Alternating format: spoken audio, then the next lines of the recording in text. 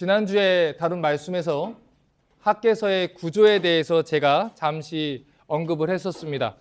학개서는 총 4번의 예언으로 기록되었다고 했는데 여호와의 말씀이 임하니라 라는 이 표현을 중심으로 학개가 예언한 4가지 예언을 기록하고 있는 책이라고 했죠.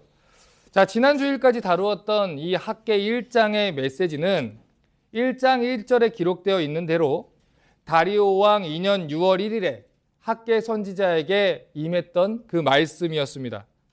그리고 오늘 우리가 읽었던 2장 1절의 본문을 보면 학개 2장의 시간적인 배경을 이렇게 소개하고 있는데 7월 곧 그 달 21일에 여호와의 말씀이 선지자 학개에게 임하니라 라고 이렇게 시간적인 정보를 주고 있습니다. 그 시간적인 배경이 바로 다리오 왕이 통치하던 7월 곧 그 달 21일이었다 이렇게 얘기를 하고 있다는 것이죠.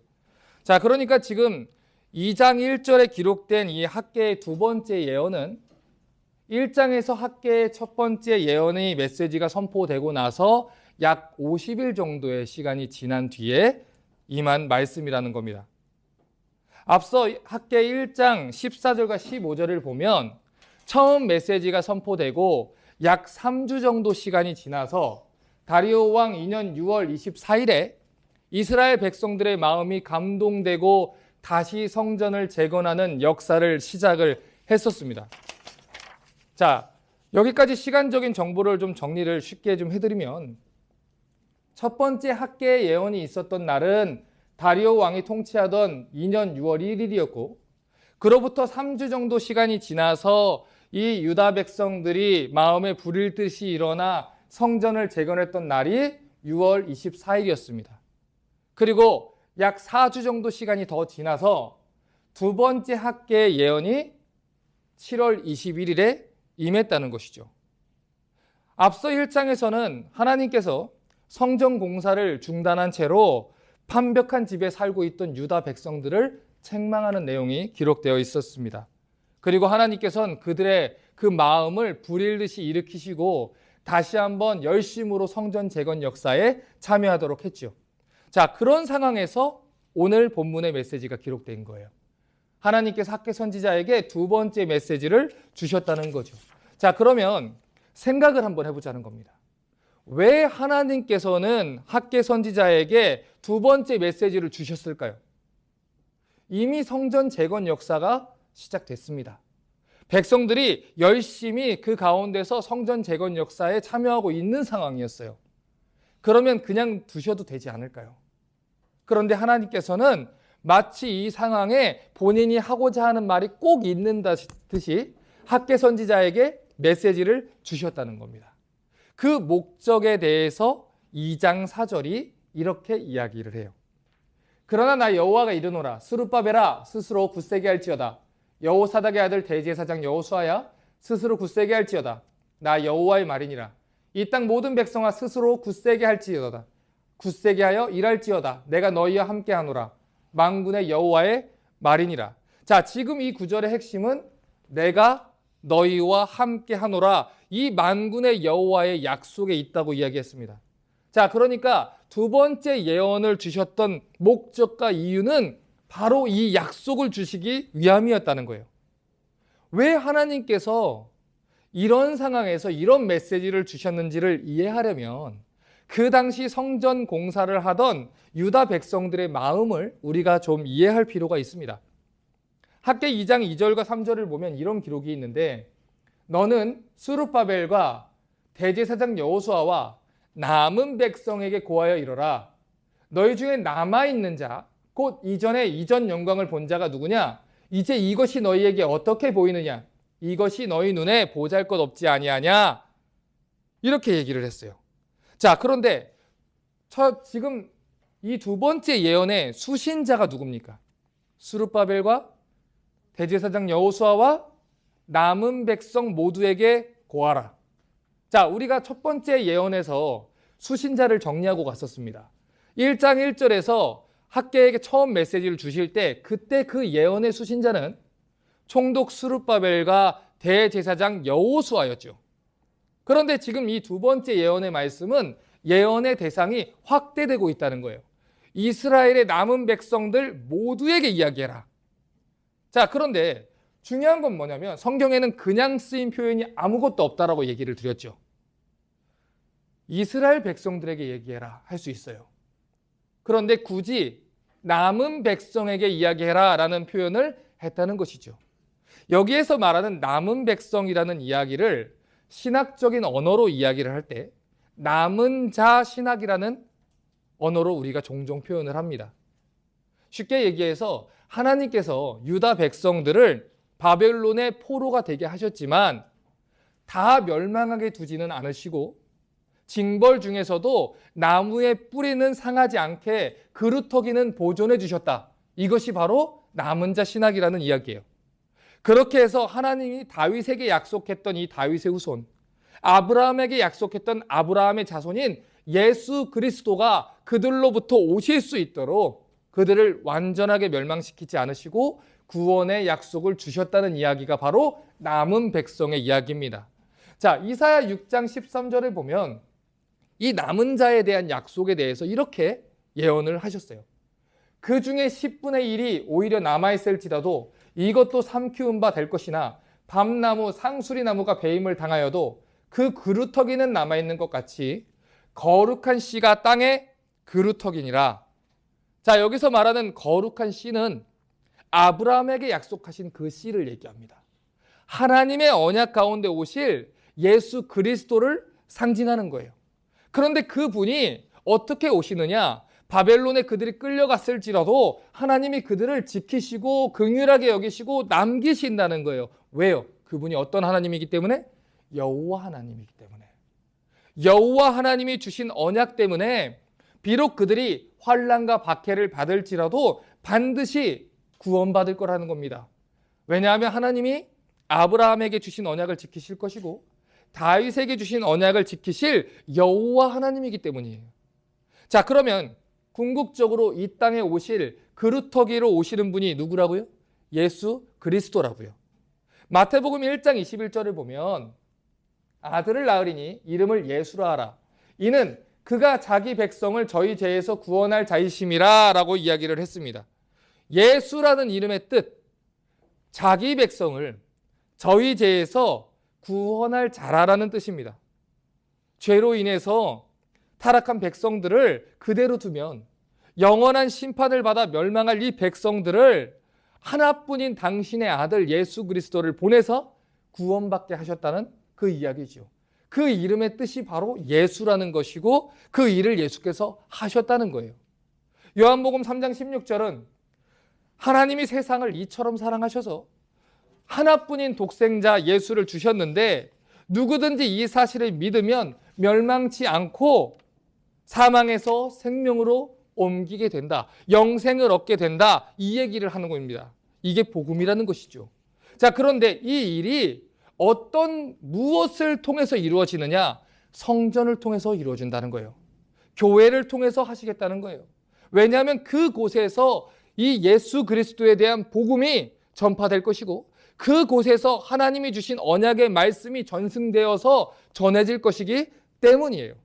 자, 다시 마태복음 1장 21절부터 23절을 보겠습니다. 아들을 낳으리니 이름을 예수로 하라. 그가 자기 백성을 저희 죄에서 구원할 자이심이라 하니라. 이 모든 일에 된 것은 주께서 선지자로 하신 말씀을 이루려 하심이니 가라사대 보라 처녀가 잉태하여 아들을 낳을 것이요 그 이름을 임마누엘이라 하리라 하셨으니 이를 번역한즉 하나님이 우리와 함께 계시다 함이라. 자, 이 땅에 오시는 하나님의 아들 구원자 그리스도의 이름이 뭐라고요? 예수라고요. 그런데 예수라는 이 분의 구원자의 또 다른 이름이 뭐라고요? 임마누엘이라는 거. 이것이 중요하다고요. 임마누엘의 뜻이 뭡니까? 하나님이 우리와 함께 계신다. 그러니 예수는 이사야 7장 14절에서 예언했던 임마누엘 하나님이시다. 무엇을 위해서? 그분이 당신의 언약을 지키기 위해서, 그분이 당신의 백성들을 구원하기 위해서, 당신의 백성들을 긍휼히 여기기 위해서 성전이신 그분이, 하나님의 아들이신 그분이 우리와 함께 하시려고 오신 임마누엘이다. 이 말이에요. 그러니까 이 말은 하나님이 예수를 통해서 성전이신 그분을 통해서, 교회를 통해서 우리와 함께 계시겠다라는 이야기라고요. 자, 그런데 이 말씀을 방금 전에 학개서에서도 보지 않았습니까? 학개 2장 4절을 다시 볼게요. 스스로 굳세게 일할지어다. 내가 너희와 어떻게 하리라? 함께 하노라. 내가 너희와 함께 하노라. 하나님이 우리와 함께 계신다. 임마누엘이에요. 임마누엘에 대한 약속이라는 거죠. 다시 말해서 재건되어지는 그 성전에 여호와의 영광이 임할 것이고 하나님의 약속이 임할 거라는 거예요. 그래서 여호와 하나님께서 약속하신 대로 그 성전에서 드려지는 예배를 통해서, 그 성전에서 전파되는 복음을 통해서 하나님이 우리와 함께 계실 거라는 거죠. 그것이 성전으로 오실 예수 그리스도에 대한 이야기고, 그 예수 그리스도를 전파하기 위해서 지어지는 성전이니 힘을 내서 이 일을 감당하라는 것입니다. 하나님이 자기 백성을 버리지 않으신다고 해요. 바벨론 포로 시절에 있었던 이스라엘 백성들도, 그리고 다시 오실 예수를 바라보며 신앙생활하고 있는 우리 모두도 하나님이 버리시지 않는다는 거예요. 예수께서 이 땅에 오셔서 십자가에 달려 죽으셨어요. 그리고 부활하시고 그분이 마지막으로 남기신 그 약속을 우리는 지상대명령이다라고 얘기를 합니다. 그런데 우리가 그쪽에만 메시지를 포커스를 두고서 보다 보니까 정작 중요한 메시지를 놓치는 경우가 많아요. 너희는 가서 땅 끝까지 가서 그들에게 제자 삼고 세례 주고 내가 분부한 모든 거 다 가르쳐 지키게 해라. 그러니 우리 나갑시다. 맞아요. 맞습니다. 명하신 거예요. 그런데 그 뒤에 더 중요한 메시지를 주셨다는 거예요. 우리가 그렇게 할 수 있는 근거와 이유, 우리 안에 선한 것이 아무것도 없는데, 우리 안에 그런 능력이 없는데 할 수 있는 이유, 교회가, 제자가, 사도가 그 일을 할 수 있는 이유는 어디에 있습니까? 내가 세상 끝날까지 너희와 항상 함께 있으리라. 뭐예요? 임마누엘이에요. 하나님이 우리와 함께 하시겠다. 하나님이 우리에게 이 약속을 주셨기 때문에 끝까지 임마누엘 하시겠다. 약속을 주셨기 때문에 모든 근거와 이유와 사실이 성립된다는 거예요. 그러니 학개서에도, 마태복음에도, 구약에도 신약에도 이 하나님의 약속의 말씀 안에는 하나님이 우리와 함께 하신다라는 이 약속으로 가득 차 있다는 거예요. 그러니 그 성전을 재건해서 이 약속의 말씀을 하나님의 백성들에게 들려주라고요. 구약은 무서운 하나님, 신약은 자비로운 하나님이 아니라 한 번도 하나님은 당신의 백성을 불쌍히 여기지 않은 하나님이시며, 하나님은 한 번도 당신의 백성들을 그대로 둔 하나님이 아니며, 태초부터 지금까지 다시 오실 그때까지 언제나 하나님이 긍휼히 여기시고 함께 계시며 우리를 구원하기 위해서 일하는 하나님이다. 그 하나님이 이 성전을 통해서 너희와 함께 계시다. 이 약속을 주시는 거라고요. 학개 2장 3절을 다시 보겠습니다. 너희 중에 남아있는 자, 곧 이전 영광을 본 자가 누구냐? 이제 이것이 너희에게 어떻게 보이느냐? 이것이 너희 눈에 보잘것이 없지 아니하냐? 하나님은 유다 백성 중에 옛날 성전, 솔로몬 성전의 그 영광을 본 자가 있느냐고 물으셨어요. 실제로 그 당시 성전을 재건하는 사람 중에는 솔로몬의 지었던 성전을 기억하던 노인들이 있었습니다. 바벨론 포로를 70년 갔다 왔고 성전 재건 역사가 약 15년 멈췄으니 적어도 이 노인들은 약 90세가 훌쩍 넘은 그런 노인들이었을 거예요. 그런데 에스라 3장 12절을 보니까 그 성전을, 첫 번째 솔로몬 성전을 보았던 노인들이 스룹바벨 성전을 보고서 엉엉 울었다는 거예요. 다른 사람들은 그걸 모르니까 기뻐하고 즐거워하는데 첫 번째 성전을 바랐던 그 사람들은 어쩌다 우리 민족이 이렇게 됐습니까? 우리가 그 솔로몬 성전의 귀한 멋진 그 성전 안에서 예배드리던 사람들인데 우리가 어쩌다 이렇게 됐습니까? 엉엉 울고 낙심하고 있었다는 것이죠. 실제로 그랬어요.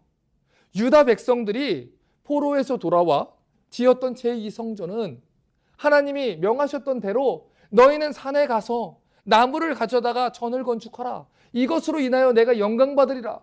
그랬던 것처럼 산으로 갔어요. 돌을 캤어요. 아무렇게나 자라있는 나무들을 베어서 그 초라한 나무들로 성전을 지었어요. 이전에는 솔로몬 성전 지을 때 두로왕 히람이 감독하면서 최고급 재료들, 최고급 나무들, 값비싼 돌, 고가의 자재들로 지었는데 지금은 자기들이 하는 일이 너무나도 초라한 거죠. 그래서 하나님이 말씀하시는 거예요. 너희 그런 마음이 있는 거지. 알아. 나도 알아. 그런데 내가 약속할게. 이 성전에 임하는 영광이 그때 그 솔로몬에 임했던 성전의 영광보다 훨씬 더 영광스러울 거야. 그 이유가 무엇이에요? 여호와께서 함께 하시기 때문이에요. 모든 백성아 스스로 굳세게 일할지어다. 흔들리지 마라. 초라하다고 여기지 마라. 울 것 없다. 이 성전의 주인은 나고 예배를 받는 자도 나고 내가 너희와 함께 할 것이다. 내 영광이 이 성전에 있을 것이다. 그러니 낙심하지 말고 힘을 내라. 2장 5절에 계속해서 얘기해요. 너희가 애국에서 나올 때 내가 너희와 언약한 말과 이때가 언제예요? 출애굽 시대. 그 한참 오래전의 시대. 기억도 나지 않던 그 시대부터 하나님이 언약했던 그 말을 하나님 기억하고 계시다는 거예요. 나의 신이 오히려 너희 중에 머물러 있나니 너희는 두려워하지 마라. 이 성전의 크기, 이 성전의 어떤 모양, 그게 중요한 게 아니야. 내가 이 성전에서 드리는 예배를 받을 것이고 내가 너희가 드리는 기도를 드릴 것이다. 내가 이 자리에서 너희와 함께 있겠다. 그러니 두려워하지 말지어다. 실제로 그 당시 유다 백성들은 안으로는 걱정과 염려가 있었어요.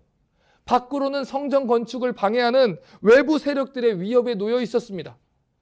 그들이 성전 중심의 신앙생활을 한다는 것은 하나님을 섬기지 않는 그 이웃 민족들이 다 알고 있었기 때문에 방해를 하는 거예요. 왜요? 그들의 신앙이 회복되면 그들의 하나님 여호와가 지키시고 그들의 여호와 하나님이 복주사 그들이 다시 일어날 것이기 때문에 그래서 그들을 짓밟기 위해서 예배를 드리지 못하게 막는 거예요. 하나님 백성의 신앙의 회복은 예배의 회복으로부터 온다는 것을 마귀가 잘 알아요. 그렇기 때문에 마귀는 지금도 수많은 성전들을 무너뜨리는 거예요. 그래서 예배가 예배되지 못하게 하는 거죠. 그 일을 이 사람들한테도 했던 겁니다. 그런데 성경은 이 일이 당연한 일이라고 해요. 당연히 되어져야 하는 일이기 때문에 당연한 방해도 온다는 거죠. 고린도후서 7장 5절을 보면 바울이 자기가 복음을 전할 때의 상황에 대해서 이렇게 얘기를 했습니다. 우리가 마게도니아에 이르렀을 때에도 우리 육체가 편치 못하고 사방으로 환난을 당하여 밖으로는 다툼이요 안으로는 두려움이라. 바울도 하나님을 할 때 이런 일을 겪은 거예요.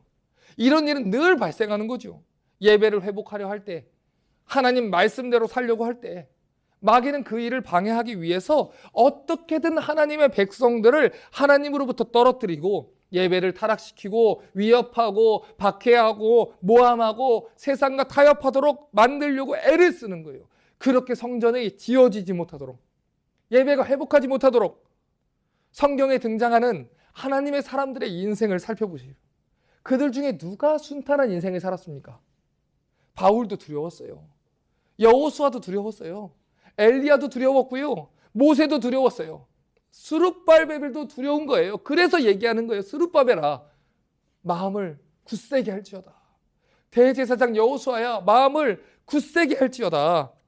그들 모두에게 밖으로는 위협과 박해가 있고 안으로는 두려움이 있고 두려워서 떨고 있는 거예요. 왜냐하면 하나님의 성전이 지어지는 건 예배가 회복되는 것이고 예배가 회복되는 건 하나님 백성들이 회복되는 거예요. 그래서 마귀는 계속해서 안과 밖으로 공격하는 겁니다. 우리 또한 똑같아요. 마귀가 가장 무너뜨리고 중단시키고 하는 것은, 가장 원하는 것은 성전이 지어지는 거예요.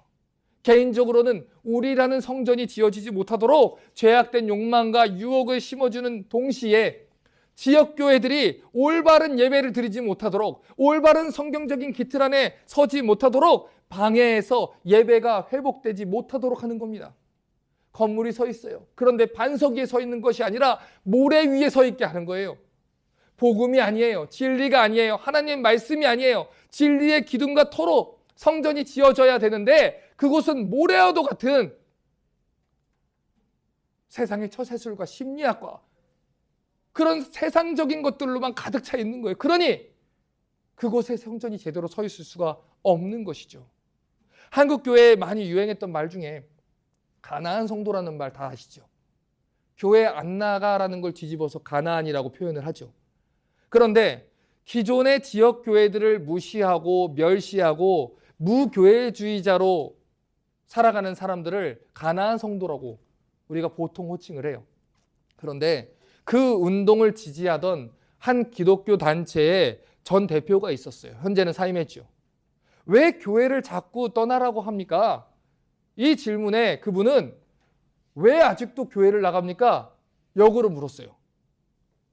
그런데 한국 가나안 성도들의 대변자요, 지성인이라고 불리었던 그 사람, 교회를 떠나게 하고 자기들끼리 모임을 갖게 했던 그 사람이 한 인터넷 신문사와 더불어서 기존 교회를 철저하게 박살내던 그 사람이 얼마 전 불륜 사실이 드러났어요.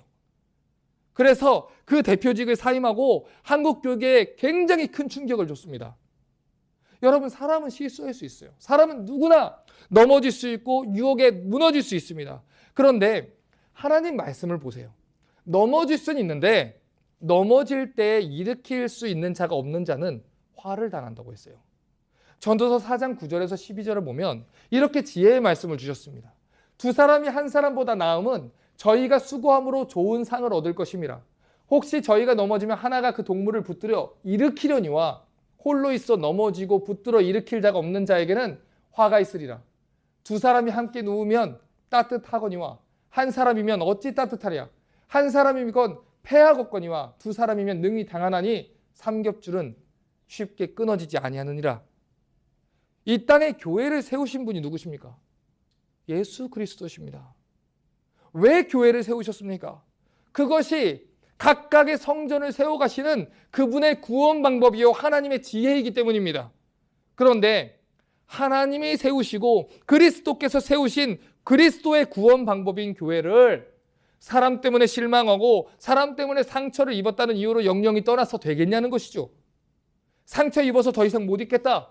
그러면 차라리 다른 곳으로 가서라도 다른 교회를 가서라도 신앙생활을 이어가야 되는 것이지 무교회주의자가 되어서는 안 된다는 거예요. 그렇게 집에서 인터넷 설교 드리면서 예배 드리는 것은 하나님의 구원 방법의 질서를 떠나사는 거라는 말이에요.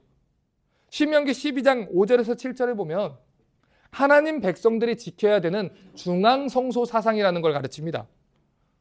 오직 너희 하나님 여호와께서 자기 이름을 두시려고 너희 모든 지파 중에서 택하신 곳인 그 거하실 곳으로 찾아 나아가서 너희 번제와 희생과 11조와 너희 손의 거제와 너희 서원제와 낙헌제물과 너희 우양에 처음 낳은 것들을 너희는 그리로 가져다가 드리고 거기 곧 너희 하나님 여호와 앞에서 먹고 너희 하나님 여호와께서 너희 손으로 수고한 일에 복주심을 인하여 너희와 너희 가족이 즐거워할지니라. 하나님이 정하신 예배처로 가라는 거예요. 제사장이 있고 제물이 있고 제사를 드리며 하나님이 세우신 그 지역 공동체에서 교회 공동체에서 신앙생활 하라는 겁니다. 교회를 사람이 세운 겁니까? 아니면 하나님이 세우신 겁니까? 하나님이 세우신 거예요. 교회의 머리가 담임 목사니까 아니면 예수 그리스도십니까? 예수 그리스도세요. 예수께서 세우셨고 예수께서 구원의 방법으로 정하신 곳, 예수께서 머리가 되신 곳, 그것이 바로 구원의 방주인 교회라는 것이죠. 그러니 하나님이 세우신 그 교회로 가야 된다는 거예요. 하나님의 구원 계획은 절대로 교회를 떠나서는 이루어지지 않습니다. 하나님께서 이끌어 가시는 성화의 과정과 영화로움에 이루어지는 그 구원의 서정은 교회를 통해서 완성이 되는 거란 말이에요. 그러니 힘들어도 어려워도 교회와 함께 신앙생활을 해야 된다는 겁니다. 에베소서 2장 19절과 22절은 이렇게 얘기를 해요. 그러므로 이제부터 너희가 외인도 아니요 손도 아니요 오직 성도들과 동일한 시민이요 하나님의 권속 즉 가족이라. 너희는 사도들과 선지자들의 터 위에 세우심을 입은 자라. 그리스도 예수께서 친히 모퉁이 돌이 되셨느니라. 그의 안에서 건물마다 서로 연결하여 주 안에서 성전이 되어가고 너희도 성령 안에서 하나님의 거하실 처소가 되기 위하여 예수 안에서 함께 지어져 가느니라. 우리는 손님이 아니라는 거예요. 외부인이 아니라는 거예요. 예수 안에서 하나로 묶으신 하늘나라 시민이고 하나님 나라 가족이고, 그곳을 시작한 분이 예수 그리스도니 예수 안에서 함께 연결되고 성전이 되어져서 지어져 가라는 것입니다. 그러니 그 예수의 교회를 떠나서 우리의 구원은 이루어질 수 없다는 거예요.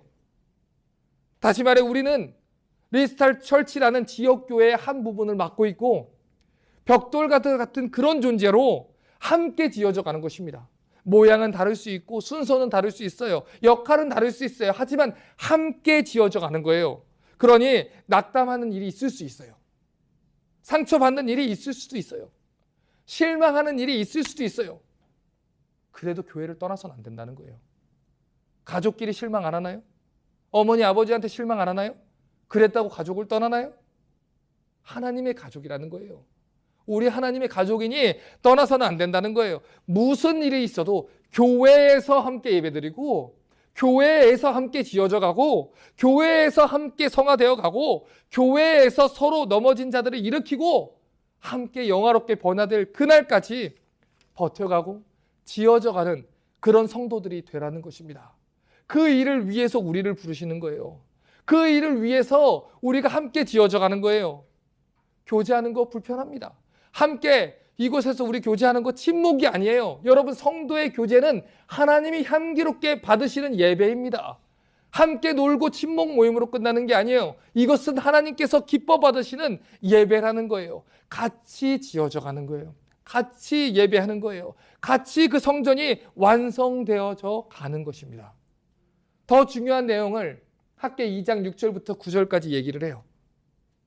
나 만군의 여호와가 말하노라. 조금 있으면 내가 하늘과 땅과 바다와 육지를 진동시킬 것이요 또한 만국을 진동시킬 것이며 만국의 보배가 이르리니 내가 영광으로 이전에 충만케 하리라. 만군의 여호와의 말이니라.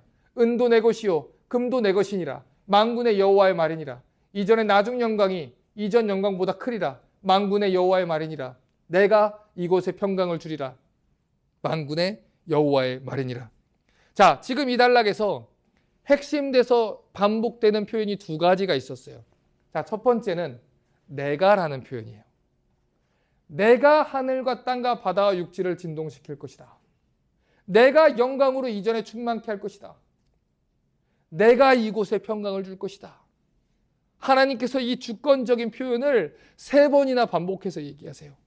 이 말이 무슨 말일까요? 성전을 재건하는 이 일은 우리 능력으로 안 된다는 거예요. 누가 하셔야 돼요? 하나님이 하셔야 돼요. 하나님이 능력 주셔야 돼요. 하나님이 사랑 주셔야 돼요. 하나님이 힘 주셔야 돼요. 하나님이 우리에게 하나님 사랑하는 마음을 주셔야 돼요. 내가 하겠다는 거예요. 하나님, 우리에게 영광으로 가득 차게 해주십시오. 우리에게 평강 주십시오. 우리에게 능력 주십시오. 하나님이 해주셔야 합니다. 그래서 우리가 기도해야 하는 거예요. 두 번째 중요한 표현이 있어요. 나 만군의 여호와가 말하노라. 만군의 여호와의 말이니라. 만군의 여호와의 말이니라. 만군의 여호와의 말이니라. 만군의 여호와의 말이니라. 이 짧은 구절에 5번이나 얘기하셨어요. 만군의 여호와의 말이니라. 반복해서 얘기하는 거예요. 지난 시간에 만군의 여호와라는 이름의 뜻이 뭐라고 했지요? 모든 권세와 능력과 만국을 다스리는 그 여호와 하나님을 가리킬 때 만군의 여호와라 그랬어요. 그리고 여호와라는 말은 언약을 주시고 지키시는 하나님을 이야기할 때 여호와라는 말을 썼습니다. 자, 예를 들어서 제가 저희 아이들에게 어떤 약속을 준다고 생각을 해보세요. 그 약속을 제가 꼭 지킨다는 확신을 주려고 할 때에 저는 이런 표현을 써요. 아빠가 약속했어. 아빠가 약속하면 어떻게 하지? 아빠가 지키지. 아빠가 약속했어. 그러면 저희 아이들은 불안해하지 않아요. 저랑 더 논쟁도 하지 않고 저한테 더 떼쓰지 않아요. 왜냐하면 아빠가 약속을 지키는 사람이라는 걸 경험으로 이 아이들이 알기 때문이에요. 자, 그러니 생각해 보자고요. 이제까지 출애굽부터 아브라함 때부터 당신의 언약을 한 번도 어기지 않았던 그 여호와 하나님께서 그들의 아버지께서 심지어 바벨론 포로에서 70년이 지나면 놓이게 했다는 그 말을 고레스로부터 지키셨던 그 여호와 하나님께서 말씀하시는 거예요. 아빠가 약속했어. 5번이나. 아빠가 약속했어. 아빠가 약속했어. 그러니 이 약속을 지켜지는 겁니까? 안 지켜지는 겁니까? 지켜지는 거예요. 불안해하지 말라는 거예요. 아빠의 약속을 믿고 힘을 내라는 거예요. 굳게 서서 끝까지 담대하라는 거예요. 은도 내 것이니까, 금도 내 것이니까 너희에게 필요한 권세가 있으면 내가 줄 거고, 재정이 필요하면 줄 거고, 사람이 필요하면 줄 거야. 아빠가 약속했어. 그러니 너희는 너희가 해야 하는 일만 해. 그러면 아빠가 도울 거야. 아빠가 지킬 거야. 그 얘기를 하시는 거예요. 그 일이 얼마나 놀라운 일인지, 하나님의 영광이 얼마나 크게 임할 것인지, 땅과 바다와 육지가 진동하게 되는 일이 있다고 해요. 언제 그 일이 벌어질까요? 만국을 진동시킬 것이며 만국의 보배가 이르리니 내가 그때 영광으로 이전에 충만케 하리라. 그 만국의 보배로 인하여 이전에 영광으로 가득하게 될 것이다 라는 거죠. 만국의 보배가 누굴까요? 예수 그리스도예요.